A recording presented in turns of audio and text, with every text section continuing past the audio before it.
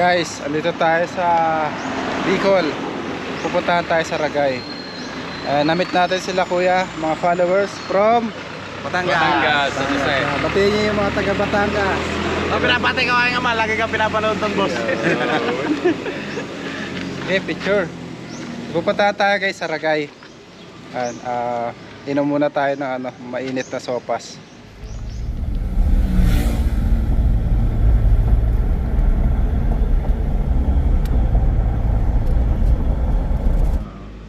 Guys, andito na tayo sa Bicol. Dito sa Ragay. Ayan. Ilang oras biyahe natin kuya po?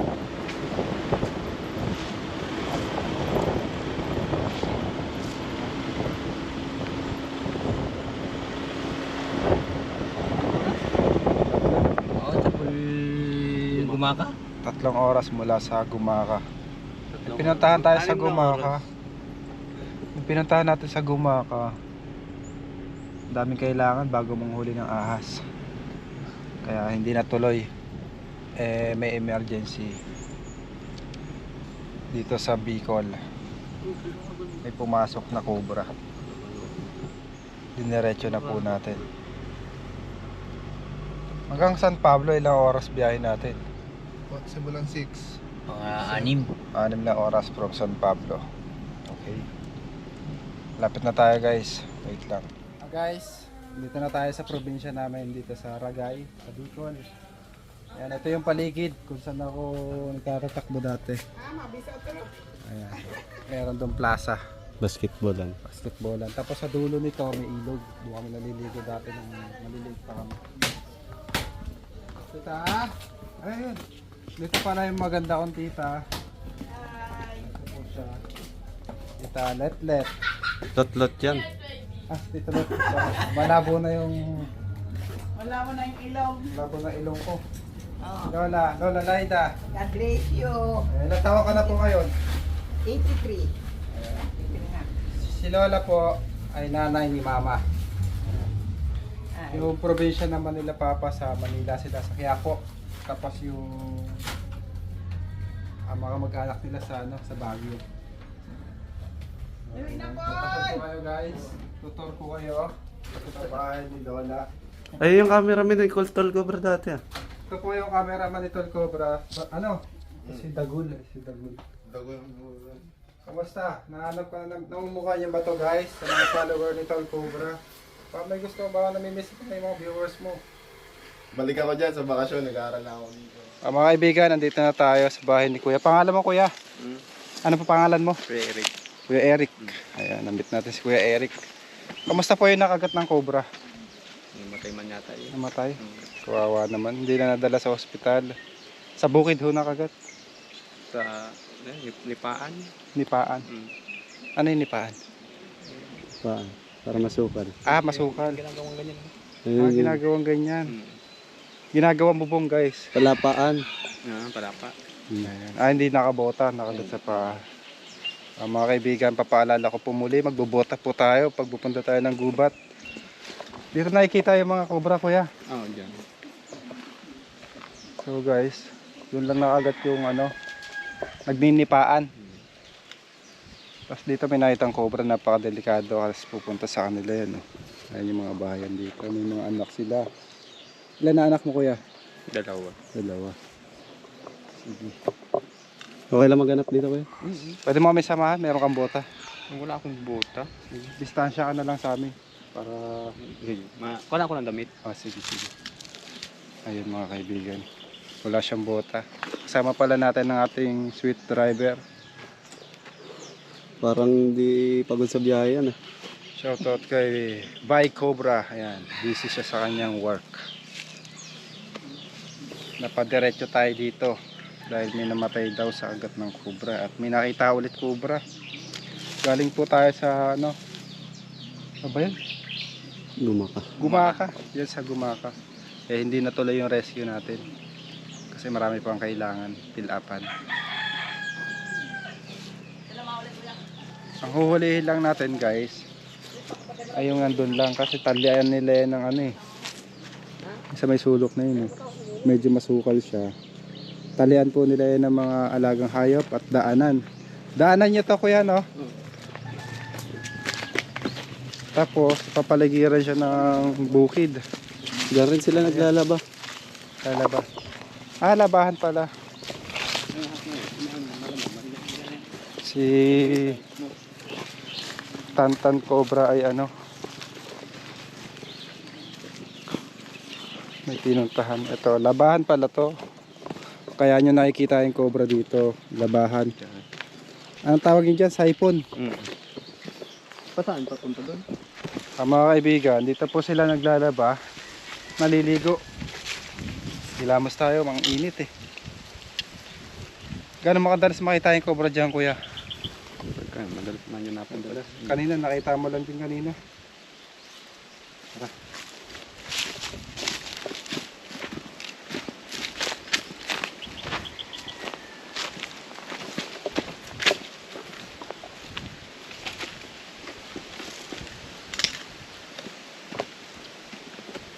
Dito po yan, nagluluga sa singit-singit.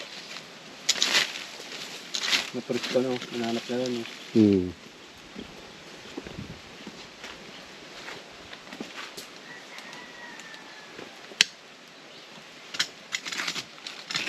Mababa po talaga yung mga cobra dito para uminom. Dahil mainit po ang panahon ngayon.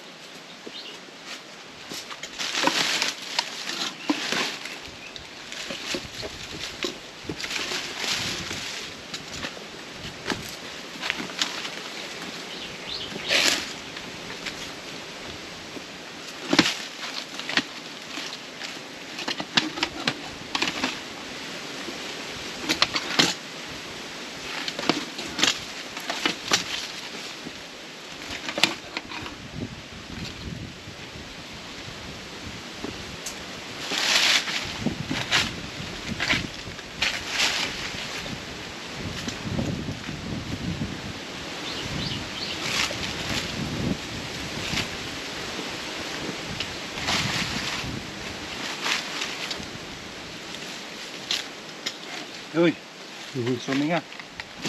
Yun, bityo mo. Meron? Kuma.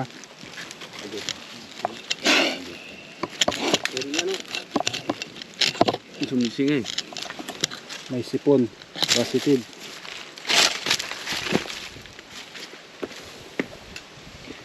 Kakaagad natin guys.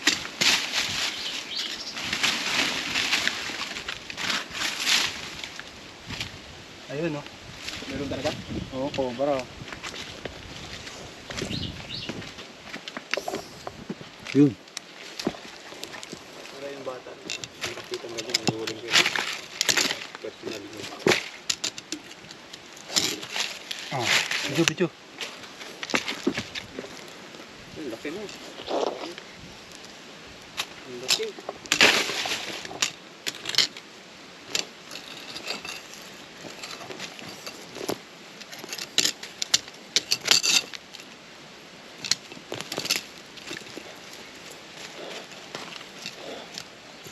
Ang laki, no?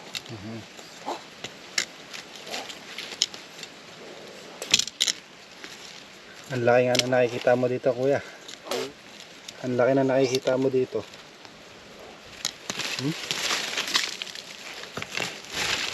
Tambo.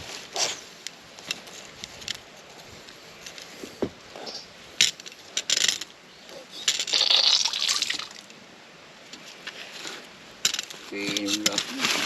Kaya yung tubig.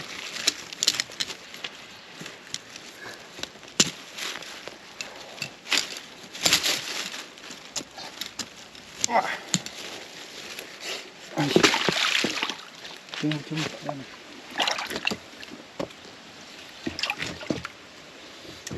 Ayan, ganyan siya sa tubig guys, nahulog.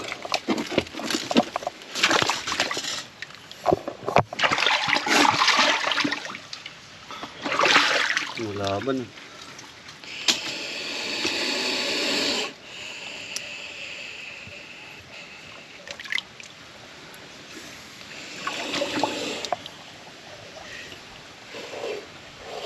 Papalangoyin natin siya. Hayaan mo. Para makita nila kung gaano kabilis.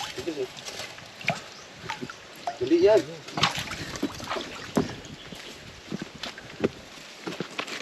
Ano natin?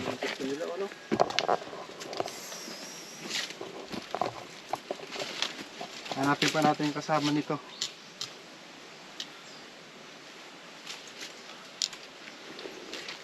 Tsa.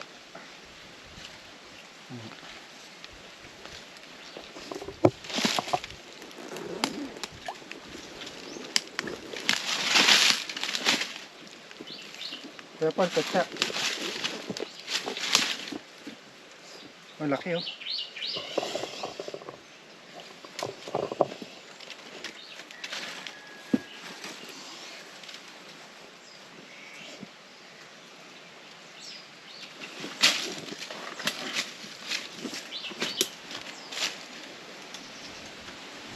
Galing natin siya hintayin.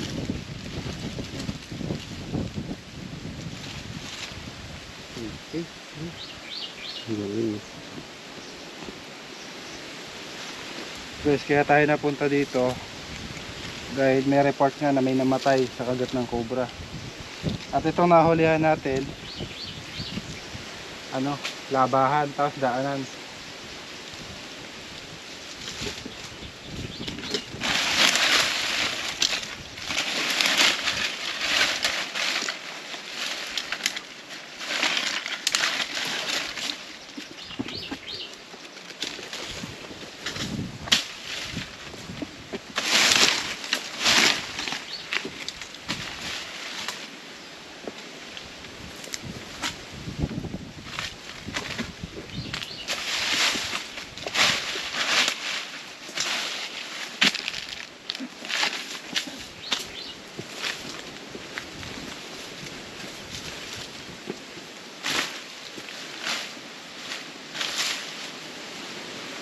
Dito parte guys,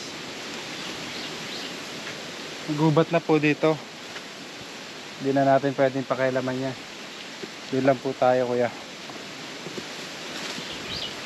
kung saan kayo naglalaba. Ito yung bahay. Oh.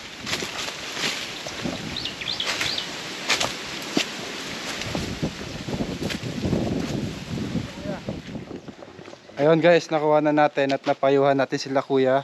Pag pupunta kayo ng bukid kuya, magbubota kayo para hindi na magkaroon ng ganong incident na makagat ng cobra.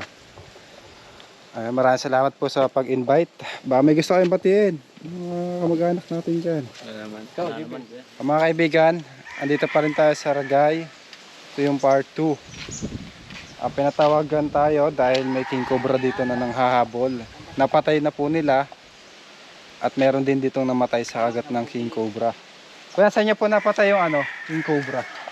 Sa ilog po yun. Pinaganito gari. Sa ilog. Paano pong nangyari? Sumugod po siya sa inyo kaya niyo Hindi, pinatay? nag-away yung dalawa. Dalawang king cobra? Hindi, sawa yung isa. Ah, Sawa Kaya- sa kaya niyo po pinatay, malapit po ba sa bahay? Pag malapit sa bahay, sa daan. Ayun, nasa daan. Sige. Hulihin natin guys kung meron pang natitira para wala nang makagat at wala na silang mapatay. Pinapatay lang nila eh. Dapat may re-relocate yung ganun. Kasi guys, itong Nung nakaraang buwan, nagkaroon ni Tiyo, kada kulang cobra man lang. King cobra. king cobra ulit. Nahuling buhay. Pinatay, tinaga. Pinagalan din. Kawa yung aso. Ilang king cobra na napatay dito kuya? Ay, madami na. Dami na. Ang dami talaga ditong king cobra no. Ilan na po yung nakagat dito ng king cobra? Isa pa lang. Yung isa pala po, yung namatay dyan sa Oh guys, kaya nila pinapatay dahil ngayon may namatay kagat ng king cobra. Kaya kapag nakaka-encounter sila, matik, napatay na nila. Ito po yung bahay. Meron din silang bahay doon.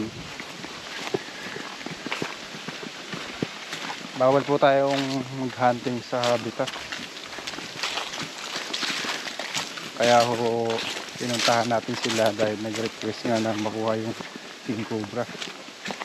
Dalawa po yun eh. Dahil breeding season ngayon, nagsasama sila.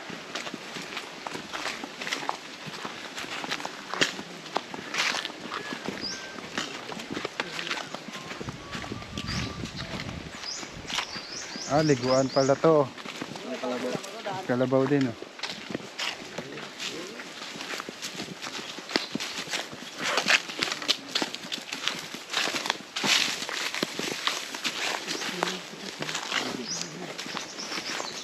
Ganda dito guys oh.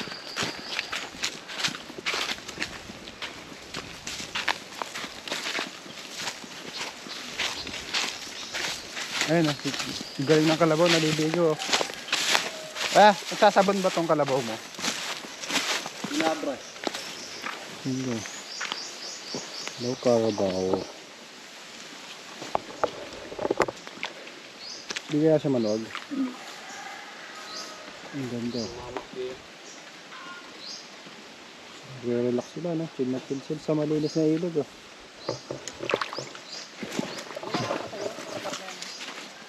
Dito na patay yung king cobra. Kaya nila pinapatay guys. Dahil natatakot nga sila. Dito. Tapat na nakapuno ng kawayan na yun. Yan mismo. May kinakain sawa. Yung nag-aaway yung dalawa. Ang kinakain kasi niyan mga sawa eh. Siya yung kumakain ng mga Philippine cobra. Siya na yung nagbabalance ng mga ibang ahas. Malaya na yun sa bahay eh. So ito Ayun ang na. bahay oh.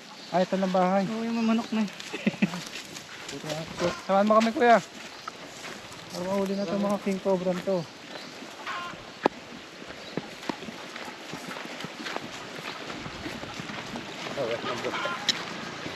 Ganda. Ganda na ilog oh.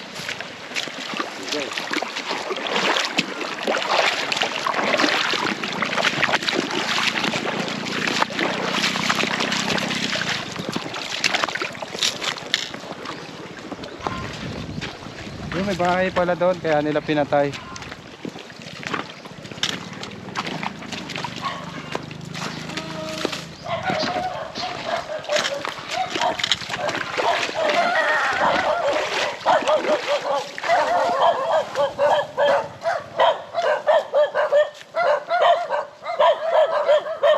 Mga aso. Kagatin tayo. Hindi tayo maghahanap. Ito mismo.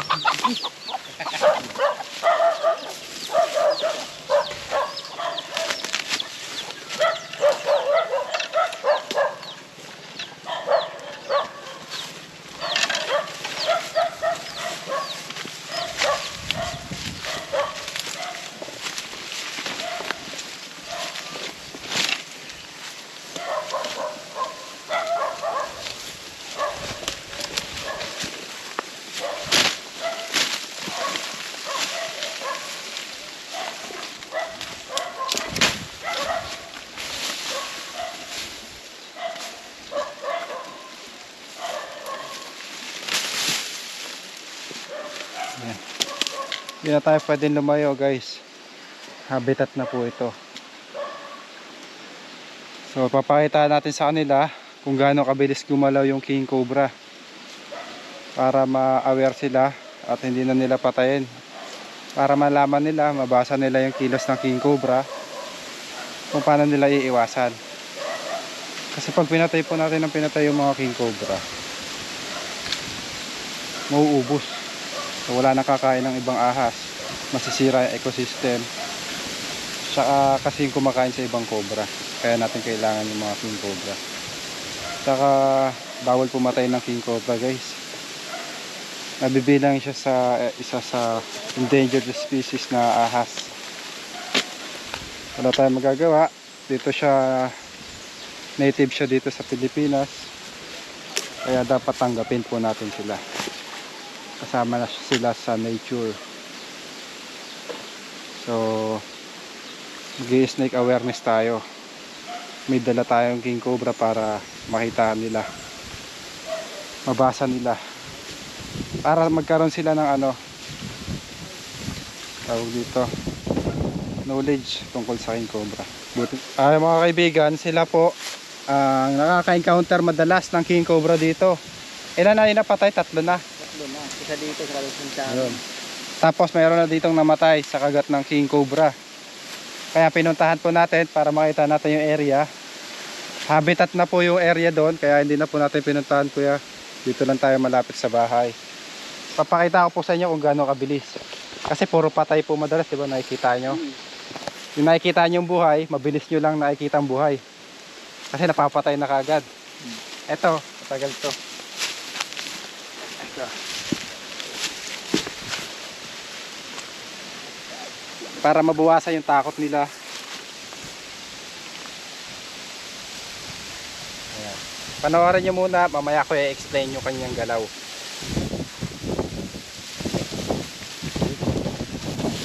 Diyan mo, ta. Ano dyan? Mag-green dyan yung napatay ko dyan eh. Ano ito? So, kung mapapasin po natin yung king cobra, gumagapang siya palayo. Tignan nyo rin po yung kilos ko, hindi ako gumagalaw. Kaya hindi niya ako ina-attack. Yung kamay ko lang yung gumagalaw. Ayan. Ayan, yung mga gumagalaw lang yung inaano niya, oh. Ako nakikita niya ng ano. Ako hindi, kasi hindi man ako gumagalaw, slow motion, oh. Diba? Yan ang king cobra. Oo. Iba yung napatay ko dyan, nagkikiwi ng ano. Oo. Pero pag gumalaw ako, atakihin niya ako. Oh, ba't lumano yung umapit ko pala?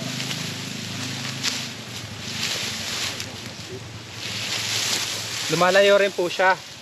Pag nako-corner lang siya, tsaka siya sumusugod. Nagigipit ano. Oo. Bet, ikaw umawak ng camera.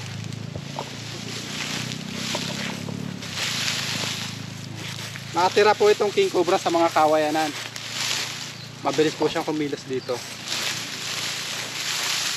Pero magilig-gilig dito sila gagawin. Kasi ano na yan, full grown na. Pero mag... Ano ka dyan, Bet? Maangas po yan. Dito.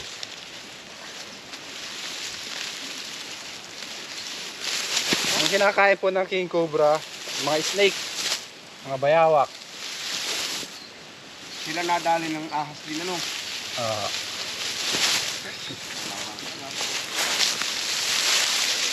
Yung kagat po niya umaabot po sa tuhod. Sa tubig po mabilis din siya. Gatahin natin siya sa tubig. Bama.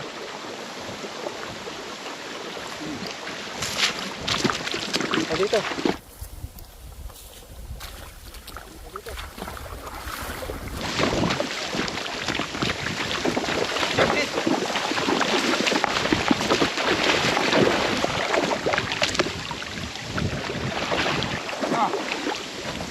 Kita mo.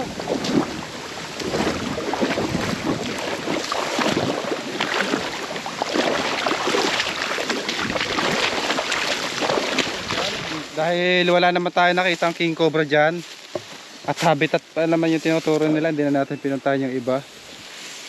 Sinecured lang po natin na wala ng king cobra sa paligid dahil may history nga po dito na namatay sa kagat ng king cobra. Pinakita po natin sa ating mga kaibigan kung anong karakteristik ng king cobra. Ayan, may natutunan sila. Ano pong masasabi niyo, kuya? Hindi naman pala nangangagat, di ba? Talagang natatakot ka lang kasi hindi mo alam yung kanyang ugali. Mangangagat lang siya pag na-corner. Ayun yung tinatawag na defense niya. Defense mechanism niya yun. Kagaya ng ibang hayop, nangangagat din yung mga aso pag nako-corner at nasasaktan. Ayun. Sige, paalam na tayo, kuya.